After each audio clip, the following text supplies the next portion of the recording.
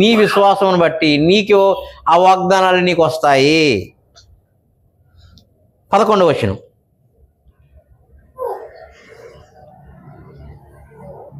అనేకులు తూర్పు నుండి పడమట నుండి వచ్చి అబ్రహాముతో కూడా, అక్కడేమో అబ్రహాముతో కూడా ఇస్సాకు యాకోబులు వాగ్దానం బట్టి సమాన వారసులు. మత్తయి సువార్తలో యేసుప్రభువు ఏం చెప్తున్నాడు? ఒరే, అబ్రహాంతో పాటు సమానంగా వారసులు కొంతమంది ఉన్నారు, వాళ్ళు తూర్పు నుండి వస్తున్న, భారతదేశం నుంచి వస్తున్న, ఆంధ్రప్రదేశ్ నుంచి వస్తున్న సింహాగాడు ఉన్నాడని చెప్తున్నాడు. హల్లెలూయా. తూర్పు దేశాలు ఏమున్నాయి? జపాన్ దేశం ఉంది, చైనా దేశం ఉంది, ఇండియా దేశం ఉంది. హల్లెలూయా. ఇవన్నీ తూర్పు దేశాలు. హల్లెలూయా. సీమను ఫోన్ చేస్తున్నాడు, చూడమ్మ ఒకసారి, కాల్ చేసి. ఇవన్నీ తూర్పు దేశాలు. ఈ తూర్పు దేశాల్లో మనము సమాన వారసులుగా ఆయనతో పాటు అబ్రహాంతో పాటు కూర్చోబోతున్నామంట.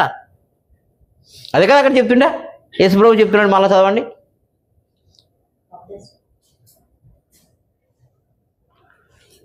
యేసుప్రభువు చెప్తున్న విషయము చదవండి. మత్తయి సువార్త 8వ అధ్యాయం 11వ వచనం.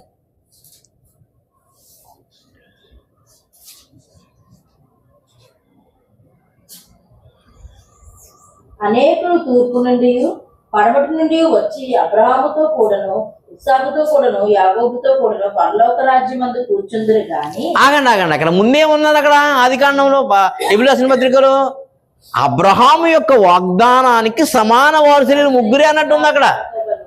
కానీ ఇక్కడేం చెప్తున్నాడు యేసుప్రభు? వాళ్ళతో పాటు ఈ తూర్పు దేశాల నుంచి వస్తున్న వాళ్ళు కూడా అబ్రహాము, ఇస్సాకు, యాకోబుతో పాటు వారి విశ్వాసాన్ని బట్టి వాళ్ళతో పాటు సమాన వాగ్దానాలను, వారసత్వాన్ని పొందుకోబోతున్నారు అన్నాడు. అట్లాంటి విశ్వాసము మనకి కావాలి. హల్లెలూయా. అట్లాంటి వాగ్దానాలు అప్పుడు మనకి సొంతం అవుతాయి. చూడండి ఎంత చక్కగా చెప్తున్నాడు. అనేకులు తూర్పు నుండి పడమటి నుండి వచ్చి అబ్రహాముతో కూడాను ఇస్సాకుతో కూడాను యాకోబుతో కూడా పరలోక రాజ్యం అందు కూర్చుందురుగా.